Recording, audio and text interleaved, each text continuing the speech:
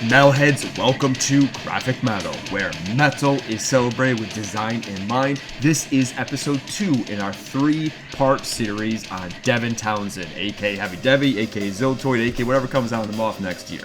If you haven't done so already, check out our documentary we did on Devin. Get pumped and excited and revisit everything he's done up to this point. And which leads to this episode, which is we're gonna rank all of his albums up to this point, including the most recent PowerNerd.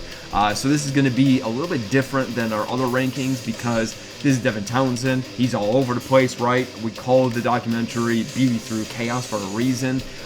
There's a lot of albums too, right? So there's a lot to unpack. Because of this, we're going to get straight to just doing the overall album rankings all the way through instead of breaking it down into different factors and things like that. Otherwise, you're going to hear me talk for 3 hours, and I don't think anyone wants to do that. So we're going to now bring up the whiteboard so this way you can follow along, see what how this is all coming together. If you look at the whiteboard, you got it broken down into the left side here. You got the 1 through 30 right slots to fill in for the rankings, and then over here are the actual albums themselves.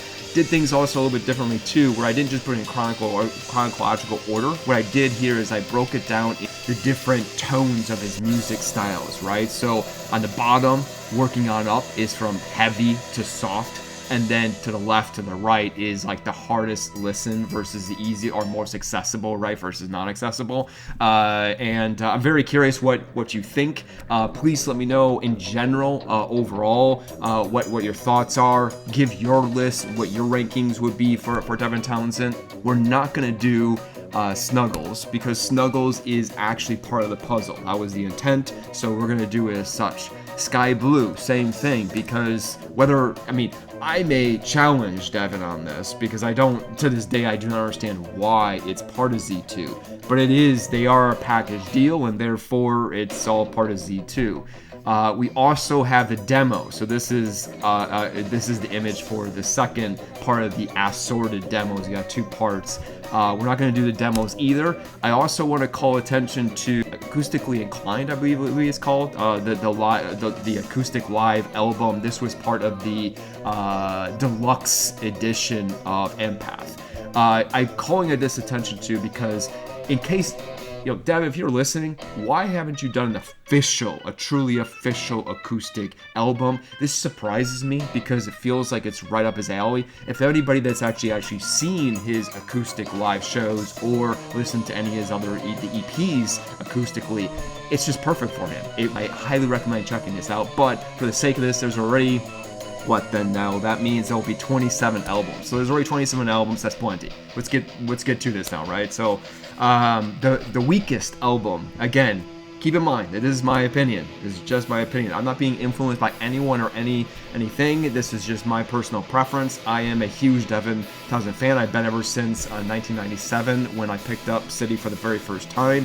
I blew my mind, and I've been a loyal fan ever since. I've listened to all these albums a number of times. I have a feeling that with Devin, it's going to be a little bit more of an emotional response to how often I end up listening, and I've come back to them, so that there's so much variety here, right? They have different purposes, and I think that I have a feeling that that's gonna end up coming out of my ranking. But the weakest album, with all that said, the weakest album, in my opinion. I also have a feeling that it's not going to be much of a shock. I think for most people, this probably would be near the bottom, if not at the bottom. I'm going to go with Physicist. Physicist is... watch the documentary to give more of a history as to how it came to be and the challenges that it faced. Because it plays a big part of the reason why Physicist is not as strong. The production is just too weak. It's unlistenable almost to the point. It's kind of ironic that it's, I'm saying it's his weakest album. However, when he remade Kingdom, it wound up being his biggest hit, right? And it showcased the power of what was available in that music. There are some really good songs. It's just that the production just makes it almost unlistenable. That's the issue with it. Number 20. Actually, hold on. So I gotta move this over to here because we're not doing 30. We're doing 27. So that would be correct. Okay. So number 26. Gonna go with the Hummer. For those, if you're not familiar, the Hummer is, I mean, it's basically like noise, ambient, experimental. But I mean, for that kind of style, like, not only, I mean, I think in general, there's just better ambient noise records out there. And I also think that even Devin would end up doing it better as his career would go along. This was his first stab, which I'm going to go straight to the number 25 being Devlab. Very similar to each other, right? I mean, obviously they are different in that Devlab is, you know, much more experimental and kind of art house and electronic and just kind of a mixture of things, whereas you know, Hummer is much more just ambient electronic, you know, white noise, so to speak, right? But both of them are just kind of experimental works. He was doing a lot at that time, and these were just kind of ideas that he was experimenting with. He would end up taking elements of it and doing a much more successful job later on. So I think these three, I don't think that there's too much of a shock here, but yeah, now I am gonna shock you. So the most recent one, PowerNerd, number 24. Here's my beef with it, is that, you know, whereas there are some good songs, not saying that there's not, you know, some gems in there for sure. The last two songs are kind of like, at this moment, what I'm really kind of gravitating towards as far as like legitimately like exciting new, fresh songs that I think add to his catalog really well. But with that said, and I normally have a caveat for any album that's this recent. It's not, you know, it's just a week old at this point, and I need more time with it. But I already know that I'm having issues with this album because for maybe the first time ever, I told you that, you know, Devin has a tendency to almost always have a reason behind, you know, each album, right? The music, what's its purpose and whatnot. This one seemingly has no purpose. I understand that it's intended to be part of this new project trilogy, right? With then next year, The Moth, and then either next year or the year after that with Extol. So I understand that there is more to this story, but I think I have an idea of what those two albums are going to be, and I'm having a hard time wrapping my head around how PowerNerd fits into this. It just comes off as just random song, almost like B-track songs that he just had ideas laying around and he just thought were good enough to just piece it together and tie you over until his main focus being the next two albums. That's how it comes off. I think what it also particularly is frustrating is that there was an opportunity right off the bat that I immediately thought of, that I actually thought it was going to be. When I heard the name and the first, you know, like the opening, you know, song and the single started coming, I thought that it was going to be almost like a parody piece on, you know, similar to like Punky Brüster, you know, or Ziltoid, right? I thought it was going to be something like that. And thinking about it, it's totally up his alley.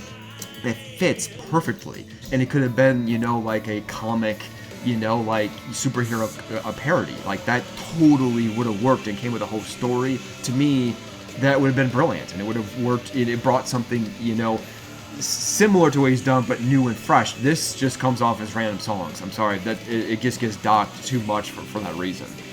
Number 23. I'm gonna go with Infinity. This also may be a surprise because I feel like there are a decent amount of people that actually like this album, but for me, it lacks. There are some great experimental ideas here, and I like the evolution of bringing more of the theatrical and Broadway musical kind of style to it, but he doesn't go all the way with it. It's just a few times here and there, mixed in with otherwise kind of similar type of, you know, prog-ish, you know, old songs, and so the album just feels messy. It doesn't feel yet there. Like it's just some interesting ideas and interesting songs, which also it's similar to PowerNerd as far as what I just said, where it just feels like it's just some random songs. It doesn't feel like a fully fleshed out, conceived idea yet.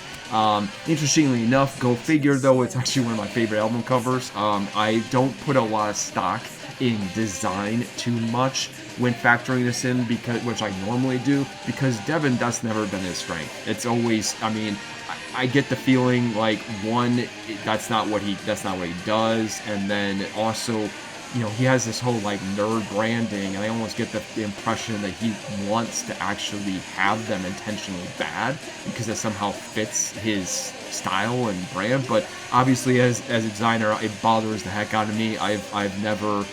There's only a couple that I actually like. Most of Infinity happens to be one of them, but most of the time, this isn't really, this isn't great, to say the least. Which is why I'm excited for the third episode, because then, Grafikmetal is going to reimagine his branding and a number of his album covers. By the way, the Blood Incantation one is also coming very soon too, as far as that, which, by the way, don't forget to check out the documentary on Blood Incantation. And also King Gizzard, same with that. King Gizzard, we're going to be doing the album rankings for King Gizzard in a little bit here coming up too. Actually seeing them tonight, so I'm super pumped about that. But again, these are similar kind of musical brands that I think that if you like one of them, you're going to like this too, so check out those as well. Coming back to Devin Townsend, so number 20, we're at 23, no, 22. So 22... I'm gonna go with the debut of Chopping on Lead. Heavy as a real heavy thing.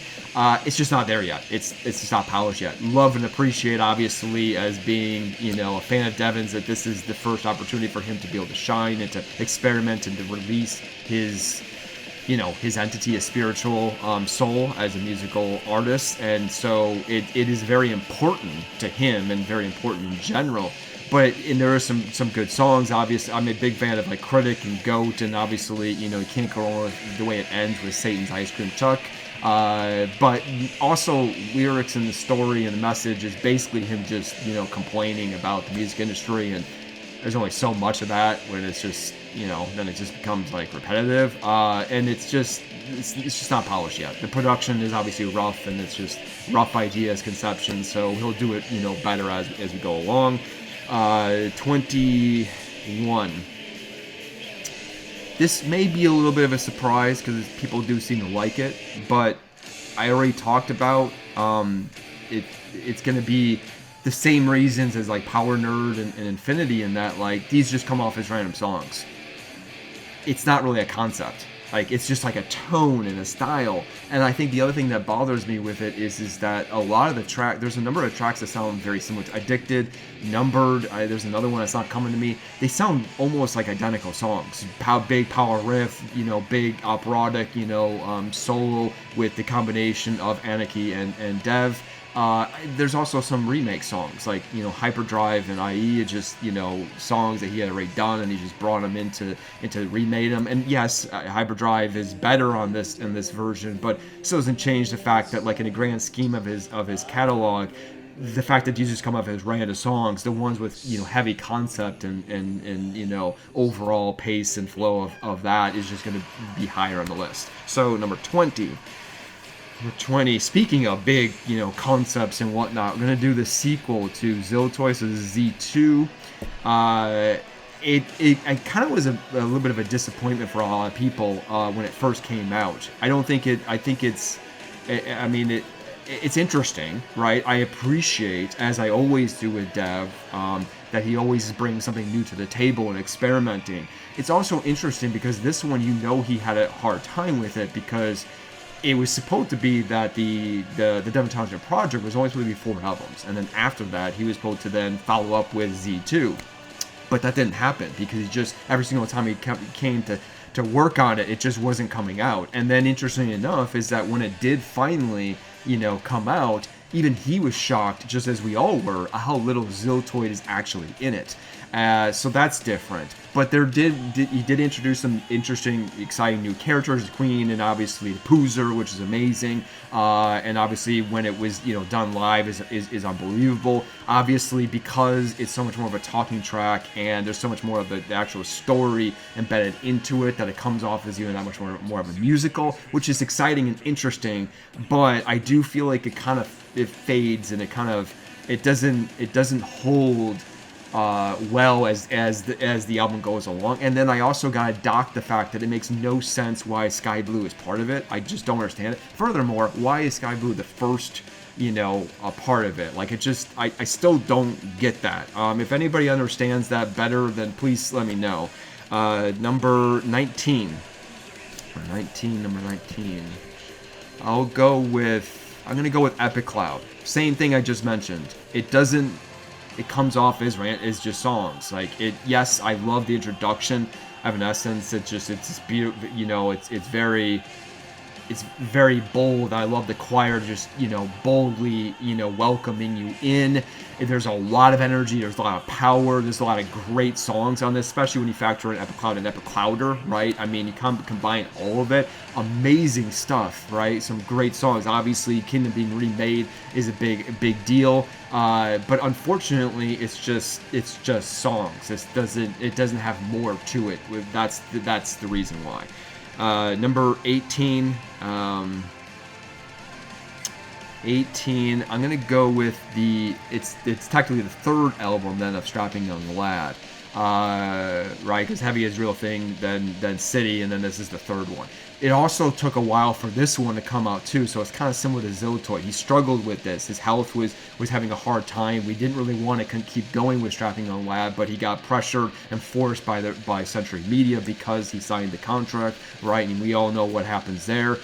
So it took 5 years after City, and he did a lot of stuff for his solo career, which he was just amped up with and excited and to experiment with that. So he was having a hard time coming back to Strapping Young Lad. When this came out, I think people were generally kind of disappointed because it felt a little bit flat and felt a little bit different than what he did with City, and I don't think people liked that as much. But interestingly enough, I actually now appreciate it more than I ever did before, because I think that now, sitting back and reflecting on it, like, I do like the fact that it's much more straight to the point. It's more of a death metal album than it is the experimental and proggy and industrial blend that an extreme metal that was with the other albums, right? This one is much more just, there is very little breathing room. It's intense all the way through, much more like a death metal album, and that is its greatness, but also its weakness depending upon where you're coming at it from. Number 17. Deconstruction. Conceptually, it's there. I love the story. I love the introduction of just the play on all the different characters and all the different guest appearances, vocalists that came in. It makes it much more dynamic and big and bold and experimental for that reason. There's a lot of experimentation here, and there's a lot of great stuff. I know that at the time it did get criticized for basically being essentially a Strapping Young Lad album, and since Strapping Young Lad had just gotten broken up, Devin got rid of it, that I think people were really frustrated. It's like, wait a second, why are you doing essentially a Strapping Young Lad album, but yet you got rid of Strapping Young Lad? Obviously it is still a little bit different, and it did bring in, it was part of the project, right? Devin Townsend Project. But I can see why people would think that. My biggest problem with this album, though, is that I hate the first 2 tracks. I always skip it. It's too slow, and it takes way too long to build into the album. And then once Planet of the Apes come in and onward is great. It's good. It is a little chaotic too. It's a little wild, a little bit too much maybe. But generally speaking, there's a lot of good stuff, and the production, extra kudos for that, because it could not have been easy to have done with that many different styles, that many different samples, the orchestra, everything coming in together. It sounds very, very warm and interconnected, which seems kind of ironic considering it's called Deconstruction, right? But, all right, number 16? Yeah, 16. This disappoints me because I do like it a lot.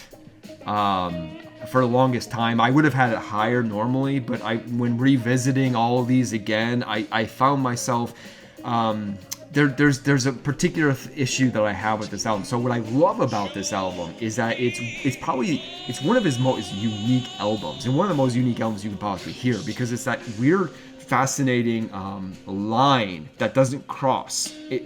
Well, we'll get to. The idea was that the energy, it was like it was building to something heavy, but it never does, right? It's like that, and that energy just fuels it because it's like it's suspenseful, right? It's intense. But the problem I have with it is that a couple of tracks go a little bit over the line and are a little bit too brutal. And it ruins the vibe and essence of it. I think that it really causes a problem for those who are coming in that are looking for that, proggy, jazzy, acoustic, more, kind of style and whatnot. And there's a couple of tracks that just kind of cause an issue with the overall energy vibe of it. Otherwise, it's flawless. I love it.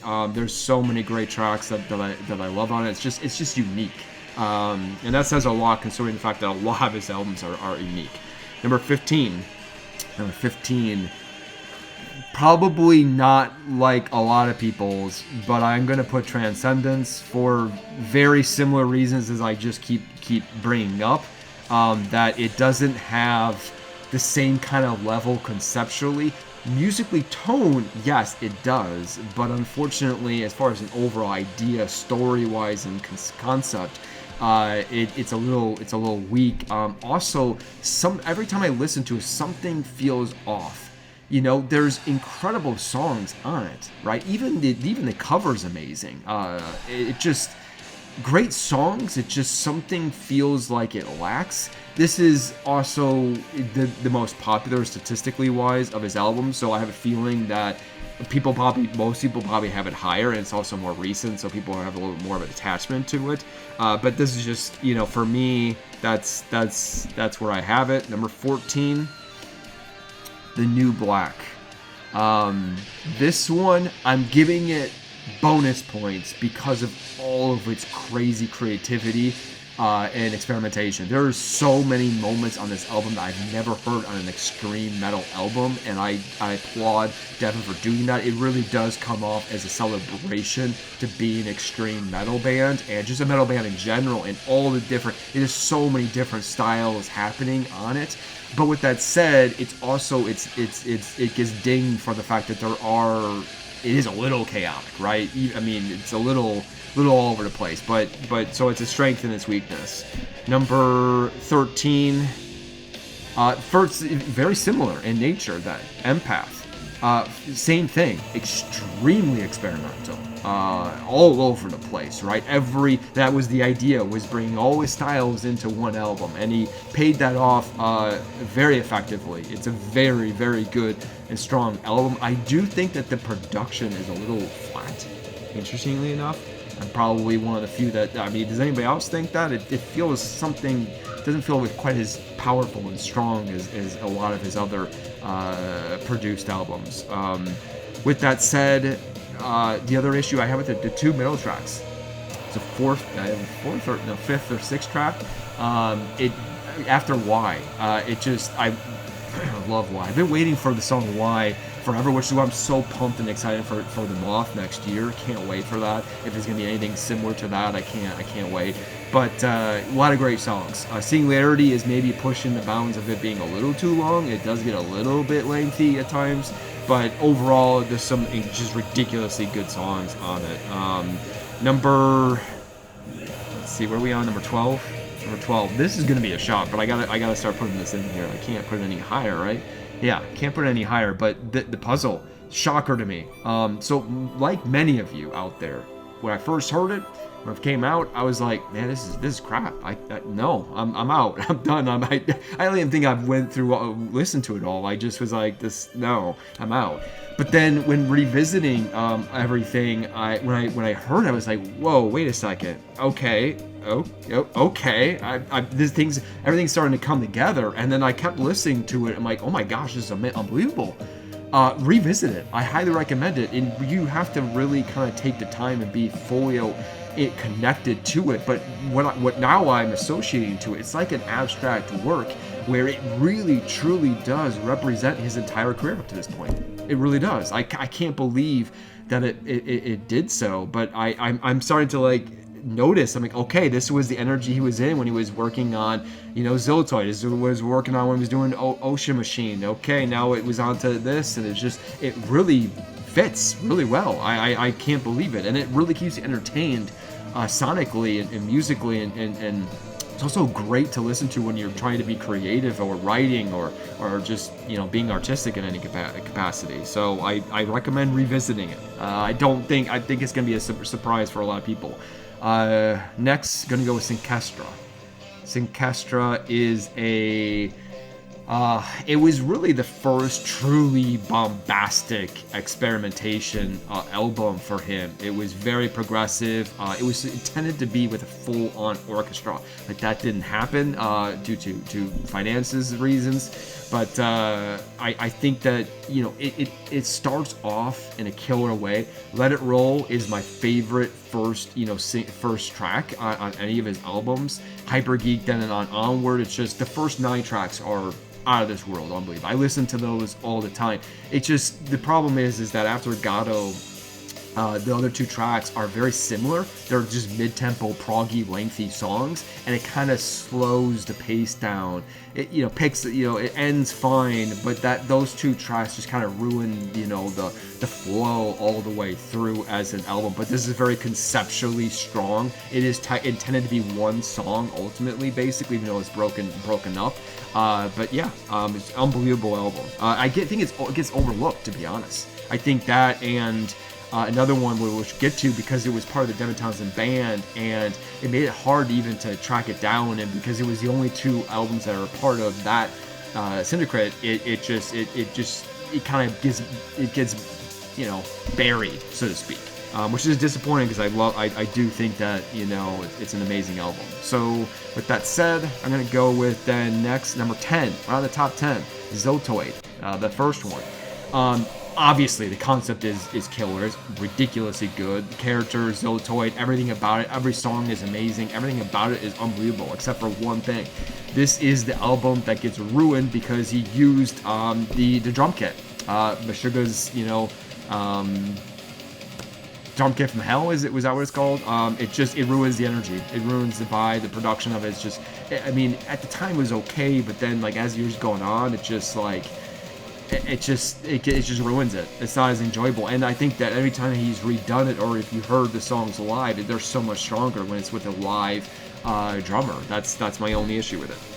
Number 9, same thing as far as the concept. The killer, amazing Punky Brüster, super underappreciated, totally gets overlooked, which is disappointing. I'm obsessed with this album. I listen to it all the time. It's just as good as Ziltoid when it comes to the concept and the story all the way through. The characters, everything about that element is amazing. The songs are all fantastic. Obviously, this is much more punk-driven, but he does punk better than most punk bands. Just call it what it is. I'm shocked that he hasn't brought more punk out into his, or hasn't brought it back. Again, that's another reason why I'm so disappointed by PowerNerd, because to me, Punky Brüster was so effective and it fits so well with him. I thought he would do another parody in line like Punky Brüster, but it's unbelievable. Highly recommend revisit it if you haven't listened to it in a long time.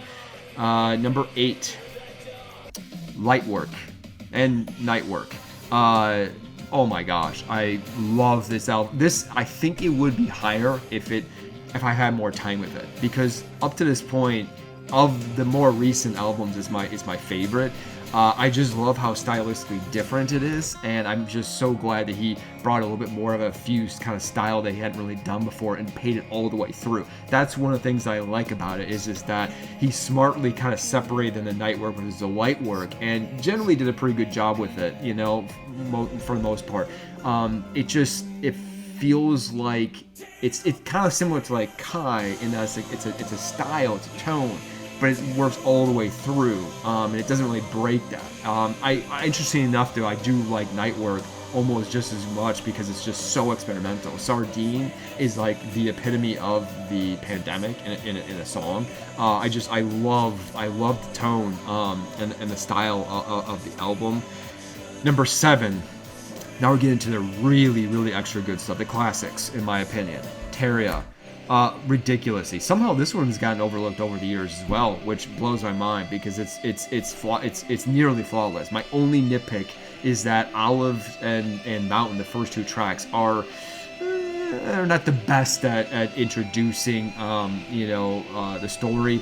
For those of you that are not familiar, like if you understand it from the standpoint of what it's intended to be, which is a homage to where he grew up in his homeland of Canada, more specifically the Vancouverish, surrounding area, and so the very interconnection with nature. Right, Devin is always highly connected to nature, and so that's what I love about this album so much, is that it really is about, you know, humans and their connection to nature and the fuse between them. And stylistically, it was bold. It was his first truly progressive album, like to another level. And there's so many ridiculously good songs. That nitpick, the first two tracks are the only weakness that it has. Otherwise, it's a classic album. I'm obsessed with it.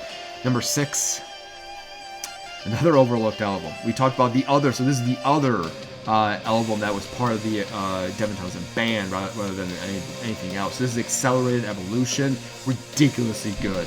Again, style and tone, this one's totally different. It has an energy that is unique to it and only it, and I love it. And this one is consistent all the way through. There is not a bad second on this album. Every song is ridiculously good.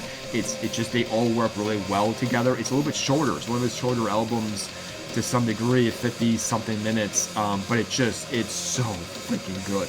I just can't stand the freaking album cover. It bothers me so much. But other than that, man, this album it's flawless. I absolutely freaking love this album. It's got a freaking Deadhead, so at least, you know, you come for that at bare minimum.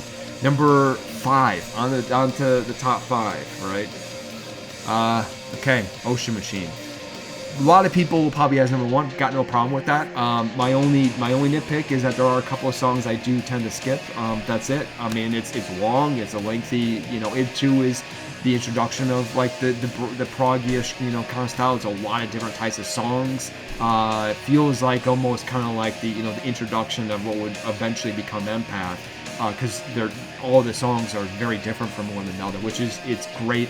The greatness is the fact that you can listen to a nearly 2-hour album and it feels like you are just kind of entranced in taking a journey all the way through to like so many different emotions. It's and the last, I keep saying that the last 4 tracks are out of this world legendary.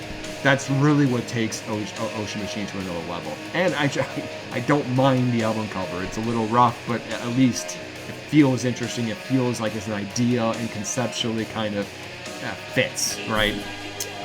It's interesting to look at, right? So number 4. Okay, all right. Ooh, tough. Okay, gonna go with City. The classic. One of the greatest metal albums of all time, right? By the eyes of so many people. I do think, though, it gets topped by Alien. They're both ridiculous. You can't really go wrong with either of them. City came first, so that's perfectly fine if you want to go with that. I just think that Alien is just the energy is a little bit, it's a little bit faster, it's a little bit heavier, it's a little bit stronger, it's a little bit, like darker. Everything is just a little bit more amped up, a little bit more powerful, and because of that, I think it's just a little bit. It's City, but perfected. Is how I like it. The dump. Last track, just random noise I don't care for. I don't think anyone has ever probably cared for, but it's the last song, so it doesn't really affect it. Doesn't affect the energy or mood or flow, so it doesn't really matter. But yeah, it's, what can you say? It's Strapping Young Lad. It's super unique. Nothing's ever been done like these 2 albums. So it's out of this world. It's ridiculous. But I bet you anything that no one in their right mind would have ever thought that these would be the last 2 tracks remaining. Right? But they are for me. I'm going to go with Casualties of Cool. And then number 1 is Ghost.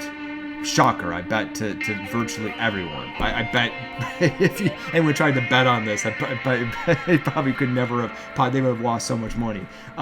Casualties of Cool is absolutely unique, as with Ghosts, of course.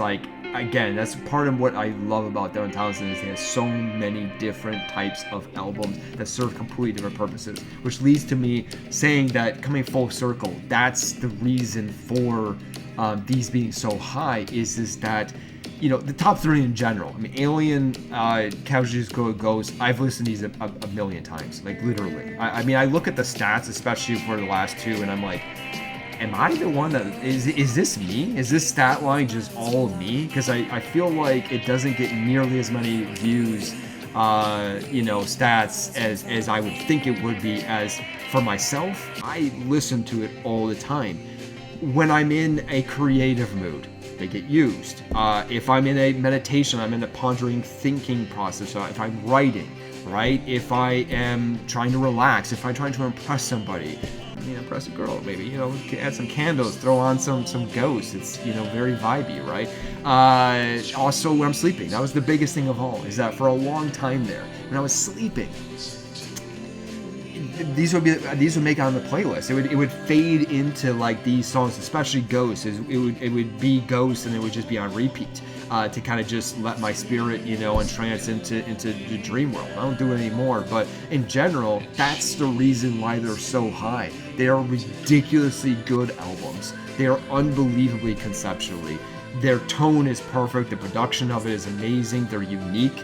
And then they just get used so many times. I listen to them so many times. It's ridiculous how many times. I don't even know. These two may be two of the most listened to albums, period, in general, in my entire life with any albums. I listen to them all the time. I don't know what else to say. That's the reason why it's so high. And I'm going to make a bold statement, but in my opinion, Casualties of Cool should have been the Twin Peaks soundtrack, which is a bold statement because I feel like the fact that it so perfectly represents such a unique brand in Twin Peaks and just David Lynch in general. I mean, like, if there was ever something that makes sense. By the way, David Lynch and Devin Townsend should work together. It's not fast. And the case with Casualties of Cool, I also love the balanced dynamic between Shay and Devin. I love Anarchy as well, but like particularly Devin Shay is just, it really works really well as well.